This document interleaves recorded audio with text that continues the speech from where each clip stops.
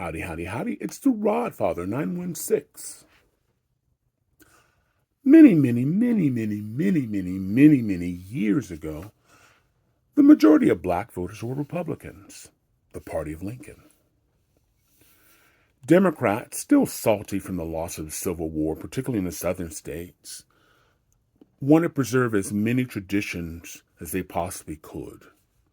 And one of those was segregation. Just keep everybody separate, and everybody gonna be happy.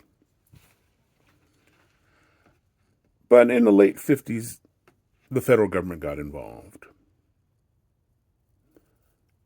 ensuring that every voter who was eligible could vote in any election, to the point where they actually had to send the military to ensure that those people who came to the voting precincts could vote, because you had the state sending out the Coast Guard and other agencies to prevent black people and other people from voting.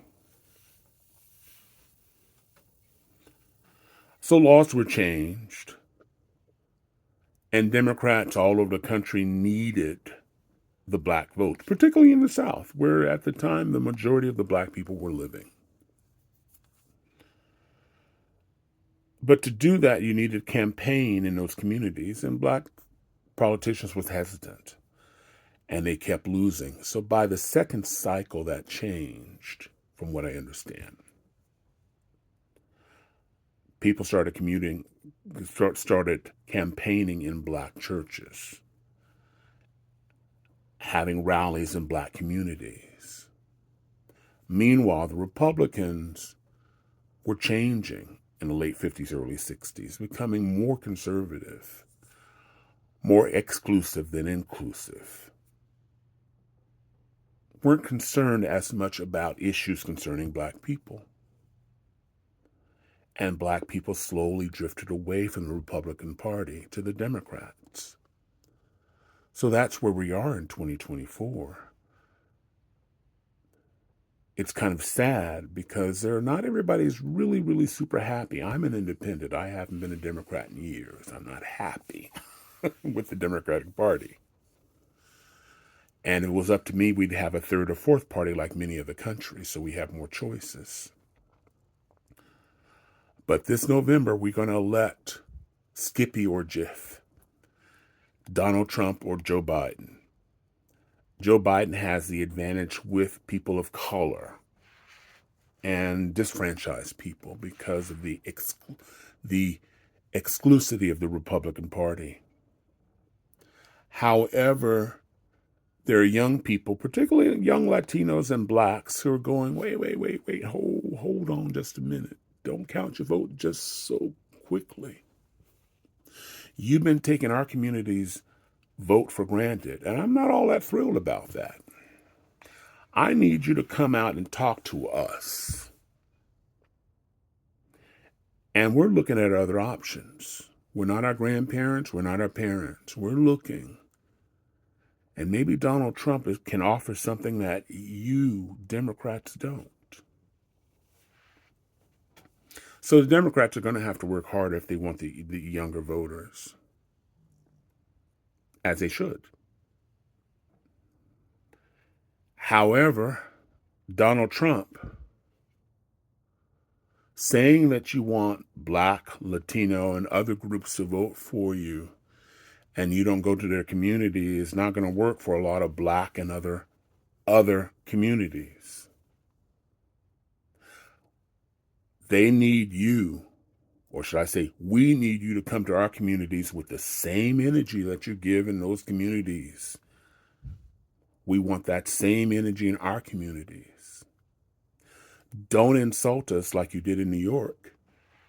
Anybody who's been in New York 20 minutes, knows that New York is mostly people of color. And those people getting sunburned in red MAGA hats weren't from New York City. Maybe a couple. We need you to come out. We need you to fill the seats. That's an insult to Latino groups, to black groups, Middle Eastern groups. You've got to come out there raw and real if you want our support. Saying it's not enough, because many of these Black and Latino voters who are on the edge, they could tip any minute now, any moment now. Because in life, it's not what you say, it's what you do. You want our vote, but you don't come to us. There's McDonald's in the hood, in the barrio. Ba-da-ba-ba-ba. You can have a cheeseburger with the community, or buy a cheeseburger for everybody in the community. I want mine supersized. But, sorry. But if you want the vote, you're going to have to earn it. So for those of you who spent 6 minutes with me, I appreciate it. If you agree with me, share this videos with other people. I don't think I'm off the mark. You want my vote, you need to earn it.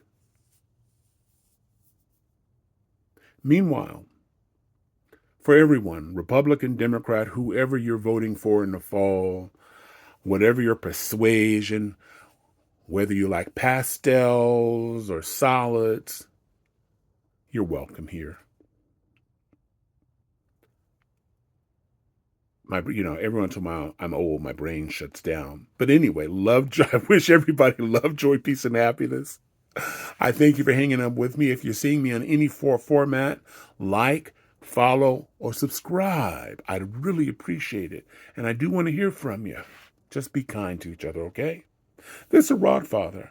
Ba-dum-bum-bum-bum. And I'm out. Bye.